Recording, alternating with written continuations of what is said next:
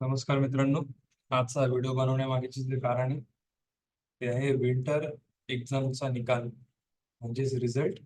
आणि सर्वांसाठी आनंदाची बातमी आहे की जानेवारीचा पहिला आठवडा हा उलटून गेला आहे आणि आता येत्या 10 ते 15 दिवसामध्ये जो आहे तुमचा रिझल्ट, तुमचा निकाल लागणार आहे.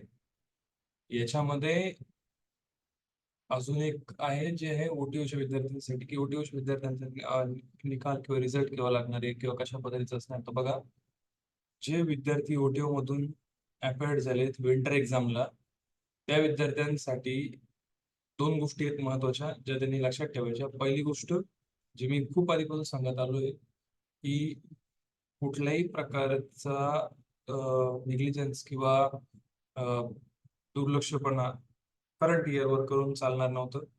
त्याच्यामुळे ओटीओचे जे विद्यार्थी आहेत त्यांनी सध्या तरी तो निकालाचा विषय सोडून किंवा ती गोष्ट डोक्यातनं काढून आणि जे सेकंड इयर म्हणजे फायनल इयर आता चालू आहे, त्यात जे काही असाइनमेंट्स असतील, मॅन्युअल असतील, सबमिशन असतील, सेशनल एक्झाम असतील, या सर्वांकडे त्यांनी लक्ष देणं हे त्यांचं महत्वाचं काम आहे पहिलं. आणि दुसरं, त्यांनी ही नोंद घ्यायची की ओटीओ थ्रू त्यांना हा विंटरला अपीयर होण्यासाठी चान्स मिळाला होता करंट इयरला कॅरी ऑन असताना. ठीक आहे, वन टाइम ऑपॉर्च्युनिटी. जर या विद्यार्थ्यांनी याच्यामध्ये दोन विषय जर यांच्या बॅकलॉगला तरी पण असतील, ते दोन विषय घेऊन देखील ते सेकंड इयरला चालू शकतात एटी म्हणून. पण दोन पेक्षा जास्त जर विषय बॅकलॉगला असतील, जे जी विंटर एक्झाम दिली फॉर एक्झाम्पल, बघा, समजा 5 सब्जेक्ट आहे जे तुमचे मागील वर्षी बॅकलॉगला राहिले.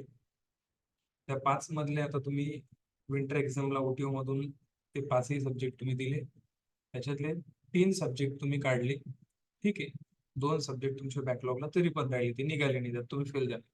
तर हे घेऊन तुम्ही सेकंड इयरला अप्लाय होत आहेत, सेकंड इयरला तुम्ही कॅरी ऑन होत आहेत, एटी मध्ये जातील हे दोन. पण जर 3 राहिलेत तर तुमचा ड्रॉप लागतो किंवा अशा प्रकारच्या गोष्टी असतात, तुम्हाला सेकंड इयरला अप्लाय करता येत नाही. त्याच्यामुळे तुम्ही दोन गोष्टी आता लक्षात ठेवून, आणि तिसरी गोष्ट महत्वाची ही लक्षात ठेवा की हे काहीच तुम्ही डोक्यात घ्यायचं नाहीये. तुम्ही फक्त येत्या 10 ते 15 दिवसांमध्ये जे काही अपडेट मिळतील त्याच्या अकॉर्डिंग रिझल्ट चेक करा, पॉझिटिव्हिटी ठेवा. होप सो की तुम्हाला 100% ऑल क्लिअरच तुमचा स्टेटस असेल आणि सेकंड इयर मध्ये सुद्धा तुम्ही ऑल क्लिअर मधूनच जाल, तर अशी अपेक्षा आपण देऊ. आणि तुम्हाला येणाऱ्या रिझल्टच्याही शुभेच्छा, आणि आज मकर संक्रांत तर त्याच्या पण तुम्हाला शुभेच्छा. जे काही अपडेट असतील ते तुम्ही नक्की तुम्हाला सांगणारच. ठीक आहे.